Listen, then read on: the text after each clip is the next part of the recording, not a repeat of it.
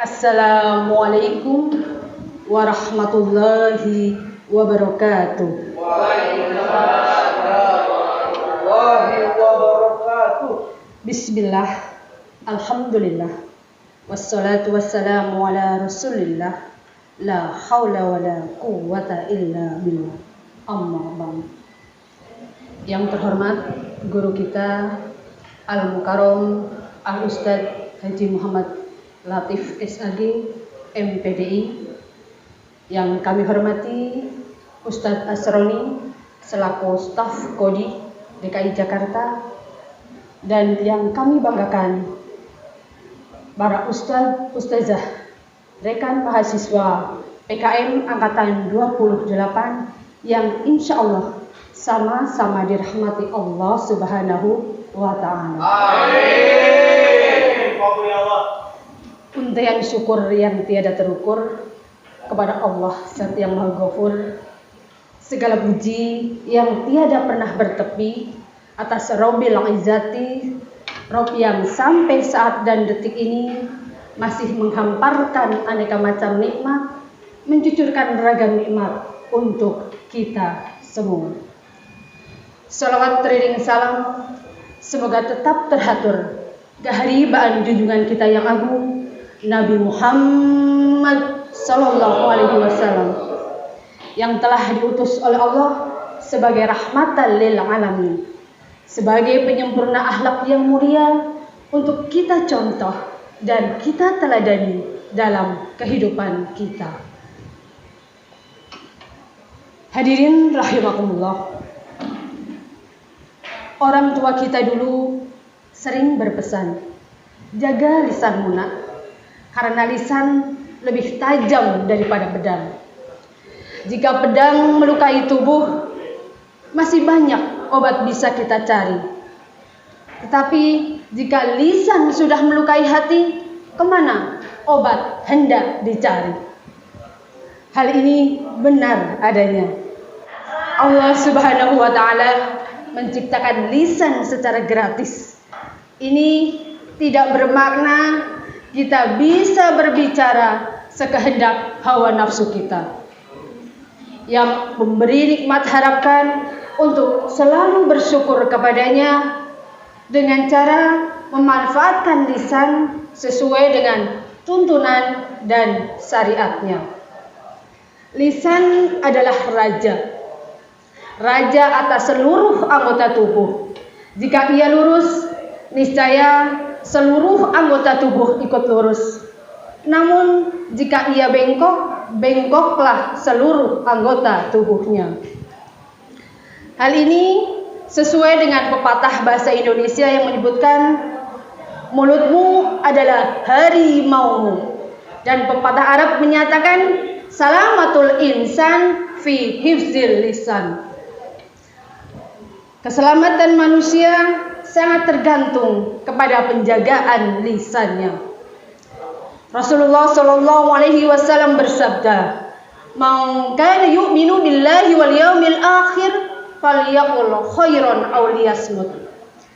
Barang siapa yang beriman kepada Allah dan hari akhir, maka hendaklah ia berkata baik atau hendaklah ia diam. Hadis riwayat Bukhari Muslim. Hadirin rahimakumullah, agar kita bisa terhindar dari perkataan-perkataan yang mengundang murka Allah Azza wa Jalla, maka berhati-hatilah dengan lisan kita, karena bisa menjerumuskan kita ke dalam api neraka. Jika kita tidak mengetahui suatu perkara dengan pasti, lebih baik diam. Di zona diam, lisan akan menyelamatkan kita. Diam adalah emas, tetapi berbicara penuh ilmu yang syarat dengan makna adalah berlian. Jika kita sudah merawat lisan dengan baik, diibaratkan sebagai cincin emas bertah-tahkan mutiara berlian. Masya Allah, tabarakallah. Hadirin rahimakumullah, di saat kita sudah merawat dan menjaga lisan kita dengan baik, maka beberapa hikmah Allah perkenankan kepada kita. Yang pertama, diberikan kedudukan yang tinggi sebagai muslim. Pada suatu riwayat disebutkan, suatu hari Rasulullah Shallallahu Alaihi Wasallam ditanya, "Ya Rasul, siapakah muslim yang paling utama?" Rasul menjawab, "Orang yang bisa menjaga lisannya dan kedua tangannya dari berbuat buruk." Hadis riwayat Bukhari Muslim. Yang kedua, diberikan jaminan surga. Hai orang-orang yang beriman, barang siapa yang bisa memberikan jaminan kepadaku tentang kebaikannya yang ada di antara kedua tulang rahangnya, yakni lisan, dan di antara kedua kakinya, yakni kemaluannya, maka saya memberikan jaminan surga untuknya. Yang ketiga, adanya kebaikan dan perbaikan dan disertai ampunannya. Allah Subhanahu wa taala berfirman, A'udzu billahi minasyaitonir rajim. Bismillahirrahmanirrahim. Ya ayyuhalladzina amanu taqullaha wa qulu qawlan sadida. Yuslih lakum a'malakum wa yaghfir lakum dzunubakum. Faman yuti'illahu wa rasulahu faza fawzan azima. Hai orang-orang yang beriman, bertakwalah kamu sekalian kepada Allah dengan perkataan yang benar. Niscaya Allah akan memperbaiki amalan-amalanmu dan Allah akan mengampuni dosa-dosamu. Barang siapa yang taat pada Allah dan Rasul, sesungguhnya ia berada dalam kemenangan yang besar. Hadirin rahimakumullah, menjaga lisan dari ketergelinciran memang bukan hal yang mudah.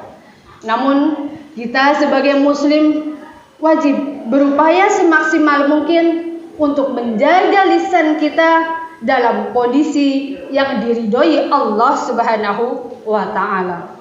Bila kita sukses satu hari saja tanpa dusta, tanpa berkata kotor yang menyakitkan, tanpa ghibah, tanpa fitnah, sesungguhnya itu adalah hari kemenangan buat kita. Hari ketertundukan lisan kita yang dibimbing dan diridhoi Allah Subhanahu wa taala. Makan manggis jangan dibuang kulitnya. Semangka merah manis rasanya. Mohon maaf atas salah-salah kata. Insya Allah kita kembali berjumpa dengan tema yang berbeda. Akhirul kalam, billahi taufiq wal hidayah, wa'afu minkum, wassalamualaikum warahmatullahi wabarakatuh.